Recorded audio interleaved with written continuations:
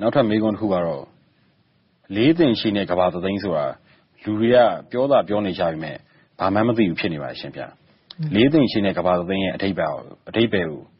အရှင်ဗျာရှင်းပြပြီးတော့မူပါဘုံဘုံတရားဟောတဲ့ထဲမှာအများကြီးရှင်းပြပါတယ်မှန်ပါဗျာလေးသိင်ချေလို့လေးအသိင်ချေဆိုတာကဘာနဲ့တွက်ပြီးတော့ပြောတဲ့စကားတစ်ခုပဲမှန်ပါဗျာအသိင်ချေရဆိုတာမရေမတွက်နိုင်တော့အောင်ကြာညောင်းပြီးတော့မှတ်တမ်းမရှိတော့အောင်ကြာညောင်းတဲ့အတိုင်းအတာတစ်ခုကိုအသိင်ချေလို့ခေါ်တာ။ဘာကြောင့်လေးလို့ပြောရတယ်လဲဆိုလို့ရှိရင်ဂေါရမမြတ်စွာဘုရားအလောင်းဟာဒီပင်္ဂရမြတ်စွာဘုရားရဲ့တက်ထက်မှာဗျာဒိတ်ခံခဲ့တယ်နော်မှန်ပါဗျာမှန်ပါဗျာဒီပင်္ဂရမြတ်စွာဘုရားပွင့်ပြီးတဲ့နောက်မှာဘုရားဆက်ပြတ်သွားပြီးကဘာပေါင်းဘယ်လောက်ကြာတယ်ဆိုတာအရေးအတွက်သတ်မှတ်ချက်ကိုမရှိလောက်အောင်ကြာခဲ့တယ်ဘုရားမဟုတ်ဘူးဒီပင်္ဂရမြတ်စွာဘုရားနဲ့နောက်ပိုင်းမှာနောက်ပွင့်လာတဲ့ဘုရားကကွန္တိညာဘုရားလို့ခေါ်တယ်အဲဒီဒီပင်္ဂရမြတ်စွာဘုရားနဲ့ကွန္တိညာဘုရားကြားမှာအရေးအတွက်မရှိလောက်အောင်ကြာသည့်အတွက်ကြောင့်အဲ့ဒါကိုတစ်အသင်ချေလို့ယူဆနောက်တစ်ခါကွန္တိညာဘုရားပွင့်ပြီးတဲ့နောက်မှာလည်းပဲအခုလိုအခါမျိုးကြုံရတယ်ဘုရားမပွင့်မယ်နဲ့လေမှန်ပါဗျာ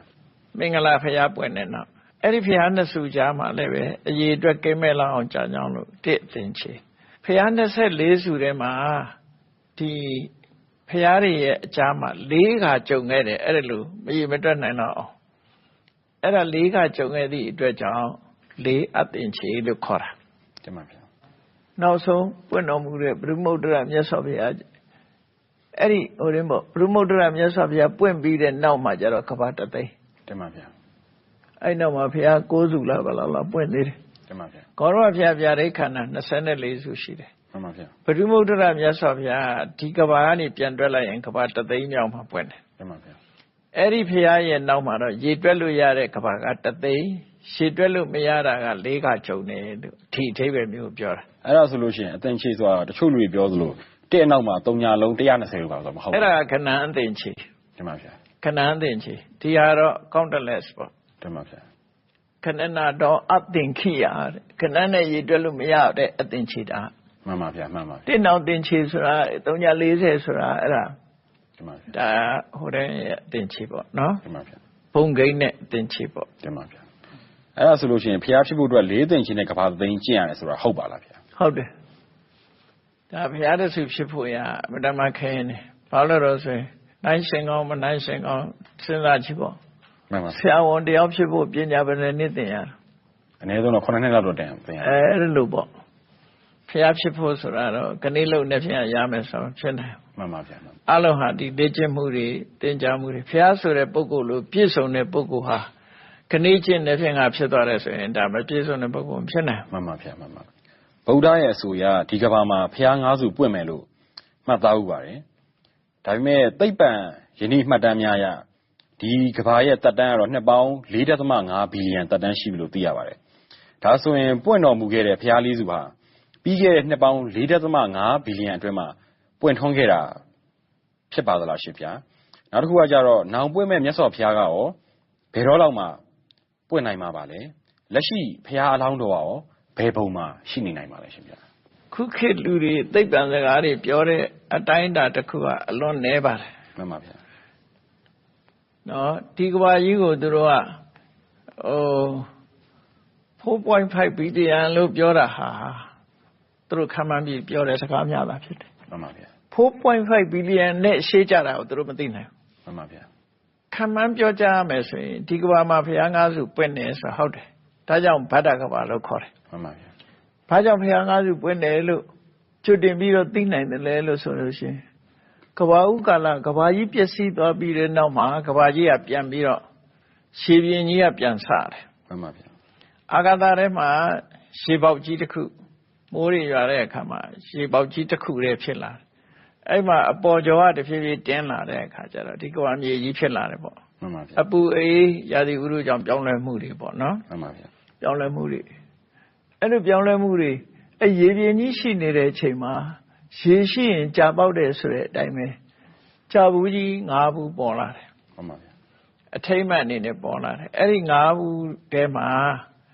ပရိက္ခရာ10ပါးပါတယ်လို့ဆိုတယ်ဒါဘုရားဘာသာကျမ်းစာအရနော် အဲ့ဒီပြိခရာတွေကိုပြမကြီးတွေပဲအဲ့ဒီအချိန်မှာရှိသေးတယ်လူသားတွေမပေါ်သေးဘူးမှန်ပါဗျာအဲ့ပြမကြီးတွေကယူပြီးတော့သူတို့သိမ်းထားတယ်မှန်ပါဗျာအဲ့လိုသိမ်းထားပြီးတော့ဒီကဘာကြီးဟာဒီပျက်စီးသွားတဲ့အချိန်ကလည်းပဲအချိန်မောင်းမလောက်ကြရဲဆိုတော့ဘယ်သူမှရည်တွက်လို့မရဘူးမှန်ပါဗျာပြန်တီဆောက်နေတဲ့အချိန်ကတီဆောက်ပြီးသည့်ထီအောင်ဘယ်လောက်ကြရဲဆိုတာမရှိဘူးအဲ့ဒါတွေကိုကပ္ပဣယံလို့ခေါ်တယ်ပျက်စီးနေတဲ့အချိန်ပိုင်းကိုတံဝတ္တကပ္ပပျက်စီးပြီးသွားတဲ့အချိန်ကိုတံဝတ္တထာယီဒီလိုခေါ်တယ်ပြန်တီဆောက်နေတဲ့အချိန်ကိုဝိဝတ္တပြန်တီဆောက်လို့ပြည့်စည်သည့်ထီအောင်ဝိဝတ္တထာယီလို့ဒီလိုအတိုင်းအတာကြီးအလွန်ကြီးမားတဲ့နှစ်ပေါင်းများစွာကြာတဲ့အတိုင်းအတာကြီးတစ်ခုဖြစ်တယ်မှန်ပါဗျာအဲ့ဒီအတိုင်းအတာကြီးတွေကိုကျော်လွန်ပြီးတဲ့အခါမှာဒီကမ္ဘာဆာဖြစ်လာတာမှန်ပါဗျာဖြစ်လာသည့်အတွက်ကြောင့်နှစ်တန်ပေါင်းများစွာရေတွက်လို့မရတော့အောင်လူကနန်းနဲ့လက်လန်းမမိတော့အောင်ကြာပြီးတော့မှဒီကမ္ဘာပေါ်မှာလူတွေရဲ့တက်တန်းဟာကမ္ဘာဥကာလမှာလူတွေရဲ့တက်တန်းဟာအသက်အသင်ခြေလောက်ထိအောင်ရှည်ခဲ့တယ်မှန်ပါဗျာ countless ပေါ့ရှည်တွက်လို့မရတော့အောင်ကိုယ့်ရဲ့ဒိဋ္ဌောဘာကိုမသိနိုင်တော့ရှည်လျရတယ်လို့ပြောအဲ့ဒီကနေပြီးတဖြည်းဖြည်းလူတွေရဲ့စိတ်နေသဘောထားတွေကြောင့်တက်တန်းတွေကပြန်ဆုတ်လာတယ်ပြန်ဆုတ်လာတဲ့အခါမှာ4000တန်းလောက်ထိအသက်တိုးလာပြီဆိုတာဒီဆုတ်တယ်ဆိုတာမနေ့ကတနေ့ကလို့မဟုတ်ဘူးနှစ်ပေါင်းများစွာအကြာကြီးမှန်ပါဗျာဆုတ်လာပြီးတော့မှနှစ်4000တန်းမှာလူတွေရဲ့တက်တန်း4000တန်းမှာကကုတ္တနာမြတ်စွာဘုရားပွင့်တယ်မှန်ပါဗျာ4000ကနေတဖြည်းဖြည်းဘုရားပွင့်ပြီးတဲ့နောက်ရောကျသွားပြီးခဏိခေတ်လို့ပေါ့လူတွေဟာအသက်တိုးလာတယ်ထိတဲ့တိုးတဲ့ခေတ်မျိုးရောက်အောင်မယ်လို့ဆိုတယ်မှန်ပါဗျာဘာကြောင့်လဲဆိုရင်လူတွေရဲ့ရှင်တဲ့နှလုံးထဲကသိုးသားမှုတွေများလာမှန်ပါဗျာများလာတော့လူတွေအတိတဲ့သိချေပြစေချအောင်မှန်ပါဗျာလူရဲ့တက်တန်းဟာအလုံးကိုတူတောင်းတဲ့ခေတ်မျိုးရောက်လာပြီးတဲ့အခါလူတွေကပြန်ပြီးတော့လူတွေရဲ့စိတ်တွေကစိတ်ပြောင်းကုန်တယ်လူတွေအများကြီးသိချေပြစီသွားတဲ့အခါမှာကျင်နာစိတ်ကလေးတွေပေါ်လာတယ်မှန်ပါဗျာအဲ့ဒီအကျင်နာသနာတဲ့စိတ်ကလေးတွေမေတ္တာစိတ်လေးတွေကြောင့်လူတွေရဲ့အသက်ဟာပြန်ရှည်သွားမှန်ပါဗျာရှည်ပြီးတဲ့အခါခုနမရေမတွက်နိုင်တော့အောင်ကြာညောင်းတဲ့တက်တန်းကိုရပြီးတခါပြန်ပြီးတော့လူတွေရဲ့တက်တန်းပြန်ရော့ကြလာမှန်ပါဗျာအဲ့ဒီပြန်ရော့ကြလာတဲ့ဖရာတဆူနဲ့တဆူချားမှာဆိုရင်မြေကြီးဟာတယုဇနာကြော်လောက်မြင့်တက်သွားတယ်မှန်ပါဗျာတယုဇနာကြော်မြင့်တက်တယ်ဆိုကြတဲ့ကသူကဒီနှစ်နဲ့ပြောတာမဟုတ်တော့မှန်ပါဗျာမြေကြီးကမြင့်တက်တယ်ဆိုတာခဏိခေတ်မှာလည်းပဲရှေးဟောင်းပစ္စည်းရဲ့ဒူးဖော်ယူရတာမဟုတ်လားမှန်ပါဗျာမှန်ပါတော့အဲ့မြေကြီးမြင့်တက်သွားတဲ့အခါနောက်မှာနောက်ဖရာတဆူပွင့်တယ်ဖရာတဆူချားဟာအတော်ကိုကြာမှန်ပါဗျာအဲ့တော့ 4.5 billion လို့ပြောလို့ပဲရမှာတကဘာလုံးမှန်ပါဗျာဖရာတဆူနဲ့တဆူချားကိုပဲနေဦးကြီးကြာတာပေါ့မှန်ပါဗျာဒီကဘာမြေကြီးကမပြည့်စည်သေးဘူးအဲ့ဒါလို့ပြန်ဆုတ်လာပြီးတဲ့နောက်မှာအနှစ်3သန်းတော့ရတဲ့အခါမှာကောဏဂမနဖရာပွင့်တယ်အဲ့ဒီဟာလည်းတခါပြန်ပြီးတော့လူတွေရဲ့အကျင့်စာရိတ္တစိတ်နေသဘောထားတွေပြက်ပြားလာတဲ့အခါနောက်ဆုံးမှာအသက်တန်းတွေတိုးပြီးသေကြီးပြည့်စည်တဲ့အဆင့်ရောက်သွားပြီတခါပြန်တက်သွားမယ်တက်ပါဗျာအဲ့လိုတက်လိုက်ဆုတ်လိုက်သက်တမ်းဟာဘယ်လောက်ကြာလဲဆိုရင်အကြာကြီးပဲပြောရမှာမှန်ပါဗျာအဲ့ဒီကတခုတင်ပဲ 4.5 billion ကကြမှာကမှာမှန်ပါဗျာအဲ့ဒါလည်းလက်မမိပါဘူးဒီဟာတော့နော်အဲ့လိုတက်ကဆုတ်ကဖြစ်လာတာအခုလဲဂေါရမဘုရားပွင့်တာလူတွေရဲ့တရားတန်းမှာပွင့်တာအခုတရားတန်းနေရတဲ့ပုဂ္ဂိုလ်ကမတမရှားသွားပြီပေါ့တဖြည်းဖြည်းလူတွေရဲ့တက်တန်းရောကြလာပြီမှန်ပါဗျာနာရေးကြော်ညာကြည့်လိုက်လို့ဆိုရင်60 90 50အဲ့လောက်မှအသေးများလာတယ်နောက်ပဲဥယျာဉ်နဲ့ပြောမှဆိုရင်နော်မှန်ပါဗျာလူတွေကသာပြောတာသူ expectancy မှာတက်တန်းဘယ်လောက်ရှိတယ်တို့ဘာလို့တက်တန်းတိုးလာတယ်လို့သာပြောတာအမေရိကလူတွေလည်းသိနာရေးကျင်တိုင်း80 90ပဲဒါပဲမှန်ပါဗျာမှန်ပါဗမာပြည်မှာလည်း80 90ပဲမှန်ပါဗျာဘယ်သူမှအရေးအတွက်အပြင်ပိုးရှိတဲ့လူပေါ်ခြင်းပေါ်မှာပေါ့နော်သေတာတော့ဒီသေနေပြီပဲမှန်ပါဗျာမှန်ပါဗျာအဲ့တော့တက်တန်းကတဖြည်းဖြည်းနောက်စနစ်တန်းဆိုတာထိအောင်ရောက်သွားပြီးတော့လူတွေဟာလူကမျိုးတုံးလောက်အောင်ကိုသေကြကြကြမှာပေါ့တင်ပါဗျာအဲ့ဒီကမှပြန်တက်လာမယ်ပြန်တက်လာပြီးတော့အသက်တန်းဟာအလုံးကိုကြာရှည်ပြီးတော့ခုနကမြေကြီးကဘာမြေကြီးဟာအထက်ကိုတယုဇနာဆိုတာ10မိုင်လို့လည်းပြောတယ်12မိုင်လို့လည်းပြောတယ်ဒါကတော့အယူဆနဲ့နဲ့꿰တယ်နော်မှန်ပါအိန္ဒိယမှာဆိုတဲ့ယူဇနာအတွက်နဲ့ပြန်ပြီးတော့အခုကီလိုမီတာနဲ့ပြန်တွဲရင်တော့အတိအကျရကောင်းရလိမ့်မယ်မှန်ပါဗျာ တက်ပြီးတော့ပြန်ဆုတ်လာတဲ့အခါမှာလူတွေရဲ့အသက်8000တန်းလောက်မှာနောက်ဖျားပွင့်မှာတင်ပါဗျာဒါအစားတွေမှာအဲ့လိုပဲဆိုတယ်မှန်ပါနော်နောက်ဖျားပွင့်မှာအဲ့လိုတက်ကကြောက်ကဈားတွေကိုအကြာကြီးပဲမှန်ပါဗျာတို့ကအဲ့နောက်ဖျားပွင့်ပြီးတဲ့အခါအခုလိုဆုတ်ပြီးတော့မှဒီကဘာကြီးကမီးလောင်ပျက်စီးတာလည်းဖြစ်မယ်ရေမျောပျက်စီးတာလည်းဖြစ်မယ်အဲ့လိုတစ်ခုတော့ပျက်စီးသွားမှာလေထဲမှာပျက်စီးသွားတာလည်းဖြစ်နိုင်တယ်ပြတ်တာတော့ပျက်စီးသွားမှာပေါ့နော်နောက်ဖျားကဘယ်တော့လောက်ပွင့်မှလဲလို့ဆိုတဲ့အခါမှာအခုလူတွေအားလုံးဟာ10နှစ်တန်းရောက်သွားပြီသိမယ်တင်ပါဗျာအားလုံးလူသားမျိုးနဲ့အခုခေတ်ကအဲ့ဒီပဲတာဆူနေတာစဉ်းစားကြည့်လေဒါနဲ့ခုတ်တက်လို့တစ်ချိန်တည်းမှာဘယ်နှယောက်သိတယောက်စားနှစ်ယောက်စားပါဗျာတနက်နဲ့ပြစ်တတ်ရင်လည်းပဲဟုတ်တယ်မဟုတ်လားမှန်ပါဗျာတလောတော့နယူးစီလမ်းမှာဆိုတက်နဲ့လိုက်ပြည့်နေဘယ်နှယောက်ဖက်သေးတယ်10ကနန်းရာကနန်းပါဗျာ10ကနန်းရာကနန်းအနုပြုပုံချလိုက်ရင်တောင်းဝန်းလောက်ထိသိနေတယ်အစွမ်းထက်တဲ့လက်နက်တွေသုံးမယ်သုံးရုံနေမကဘူးဒီအစွမ်းထက်တဲ့လက်နက်တွေတိုးလောင်ထားတာက unknown cost ကြောင့်ကြောက်သွားမယ်ဆိုရင်ကဘာကြီးက exposition ဖြစ် blow ဆိုပြတ်သွားမှာပဲသိကြတယ်မှန်ပါဗျာမှန်ပါဗျာချက်ချင်းကြီးသိသွားမှာပဲအကုန်လုံးမှန်ပါဗျာ